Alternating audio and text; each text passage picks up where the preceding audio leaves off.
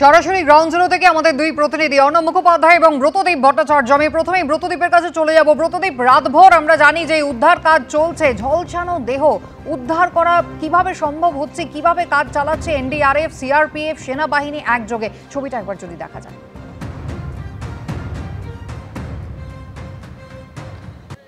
দেখো, গতকাল থেকে লাগাতার সেই উদ্ধার কাজ চলেছে এবং রাতের পর আজকে সকালবেলায় কিন্তু দ্বিতীয় দফায় আবার সেই উদ্ধার কাজ শুরু হয়েছে।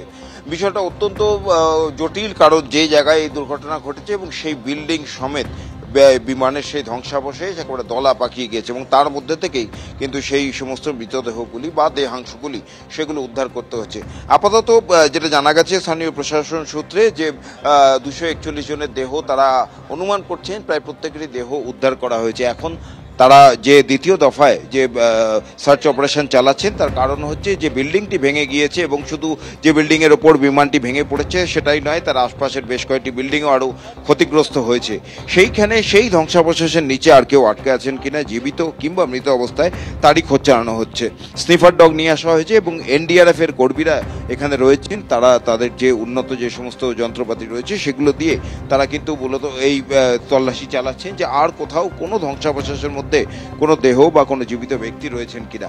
এরই পাশাপাশি তোমায় জানিয়ে রাখি যে আজকে কিন্তু ঠিক এই ঘটনাস্থলে আসার কথা প্রধানমন্ত্রী নরেন্দ্র মোদীর, এবং সকালবেলাই আমরা দেখলাম এয়ার ইন্ডিয়ার সিইও ক্যাম্বেল উইলসন তিনিও ঘটনাস্থলে এসে পৌঁছেছেন এবং গতকাল থেকে কিন্তু এয়ার ইন্ডিয়া লাগাতার জানাচ্ছে তারা গোটা ঘটনা অত্যন্ত গুরুত্বের সঙ্গে দেখছেন এবং সেই অনুযায়ী আজকে সকাল দেখা গেল যে এয়ার ইন্ডিয়ার অন্যান্য আধিকারিকরা তার সঙ্গে সিইও স্বয়ং তিনিও নিজে ঘটনাস্থলে চলে এসেছেন এবং প্রধানমন্ত্রী আসবেন এখানে ঘটনাস্থলে দেখবেন। কিন্তু যে বিষয়টা, আমি যেখানে দাঁড়িয়ে রয়েছি আমার সহকর্মী সন্দীপ যে ছবিটা দেখাচ্ছে বুঝতেই পারছো যেইখানে বিমানটি ভেঙে পড়েছে তার থেকে প্রায় 1 থেকে 150 মিটার দূরে আমার ডান হাতের এই বিল্ডিংটি, এবং এই বিল্ডিংটা দেখেই বোঝা যাচ্ছে যে বিমান মাটিতে আছড়ে পড়ার পর যে বিস্ফোরণ হয়েছিল সেই বিস্ফোরণ আগুন এই বিল্ডিং পর্যন্ত পৌঁছেছিল, যার ফলে এই বিল্ডিং শুধু নয় এই বিল্ডিং এর সামনে যে গাছগুলি রয়েছে সেগুলো ভস্মীভূত হয়ে গিয়েছে এবং যে অভিঘাত এতটাই জোরালো ছিল এই বিল্ডিং এর বাইরের দিকে যে পাঁচিল সেই পাঁচিলও কিন্তু ক্ষতিগ্রস্ত হয়েছে।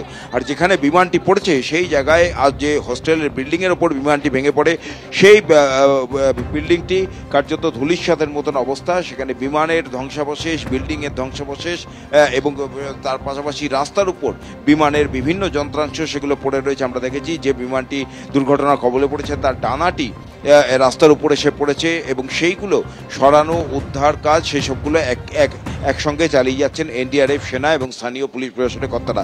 কিন্তু এখন প্রশ্ন হচ্ছে যে কী কারণে এই বিমানটি ভেঙে পড়লো, এই নিয়ে কিন্তু প্রত্যেকেই এই প্রশ্নের উত্তরে কিন্তু খুঁজছেন। ব্ল্যাক বক্সের হদিশ চলছে এবং গোটা এই এলাকা জুড়ে কিন্তু সেই তল্লাশি অভিযান চলছে যে ব্ল্যাক বক্স কোথায় রয়েছে তা খুঁজে পাওয়ার জন্য, এবং এই ব্ল্যাক বক্স পাওয়ার পরে কিন্তু এই রহস্যের সমাধান হতে পারে এমনটাই মনে করছেন বিশেষজ্ঞরা। কারণ যে প্রশ্ন প্রথম থেকে উঠছিল যে যান্ত্রিক গোলযোগের কারণে কি এই ঘটনা ঘটলো, সেটা কিন্তু অনেকেই মানতে নারাজ, কারণ বিশেষজ্ঞদের মতে যে বিমানের দুটি ইঞ্জিন একসঙ্গে বিকল হয়ে যাওয়া বা খারাপ হয়ে যাওয়া একটি বিরল ঘটনা। এ ধরনের ঘটনা সাম্প্রতিক অতীতে কিন্তু দেখা যায়নি। সেই ক্ষেত্রে তাহলে কি পাইলটের কোনো ভুল ছিল, সেটা বিষয়টা যেমন খতিয়ে দেখা হবে, তার পাশাপাশি অন্যান্য যে তথ্যগুলি রয়েছে যে কোনো ষড়যন্ত্র রয়েছে কিনা এই ঘটনার পিছনে সেই বিষয়টিও কিন্তু খতিয়ে দেখা হচ্ছে এবং তার জন্য উচ্চ পর্যায়ের তদন্ত কমিটি গঠন করা হয়েছে। একদিকে ডিজিসি এর আধিকারিকরা, তার পাশাপাশি এয়ারক্রাফট অ্যাক্সিডেন্ট ইনভেস্টিগেশন ব্যুরো, তারা ঘটনা তদন্ত করবেন এবং আন্তর্জাতিক মানের তদন্ত হবে এমনটাই জানিয়েছেন মন্ত্রী। ঠিক যেখানে দাঁড়িয়ে রয়েছি সেখান থেকে সোজা যেখানে বিমানের ধ্বংসাবশেষ পড়েছে তার পিছনেই বিমানবন্দর দেখতে পাচ্ছ। একটি বিমান এই মুহূর্তে টেক অফ করছে এবং এই মুহূর্তে যেখানে বিমানটি রয়েছে ঠিক সেখান থেকে কিন্তু গতকাল এয়ার ইন্ডিয়ার এই বিমানটি মাটিতে আছড়ে পড়ে। সহকর্মী সন্দীপ সেটাই দেখাচ্ছে, যেখানে ঘটনাস্থল তার ঠিক পিছনেই বিমানবন্দর এবং বিমানবন্দর পার করতে না করতেই কিন্তু এয়ার ইন্ডিয়ার ওই বিমানটি ঠিক এইখানেই আমার সামনে যে রাস্তা দেখা যাচ্ছে সেই রাস্তার একেবারে শেষ প্রান্তে সেখানে সেই বিমানটি আছড়ে পড়েছে। আজকে এখানে বেশ কিছুটা দূরেই ব্যারিকেড করে দেওয়া হয়েছে পুলিশের তরফ থেকে, কারণ আর কয়েক ঘন্টা পরেই সেখানে প্রধানমন্ত্রী নরেন্দ্র মোদী ঘটনাস্থলে আসবেন। একেবারে নিরাপত্তা বলায় গোটা এলাকাটি মুড়ে দেওয়া হয়েছে, আশপাশের যে বিল্ডিংগুলি রয়েছে তার উপরেও পুলিশ মোতায়েন করা রয়েছে।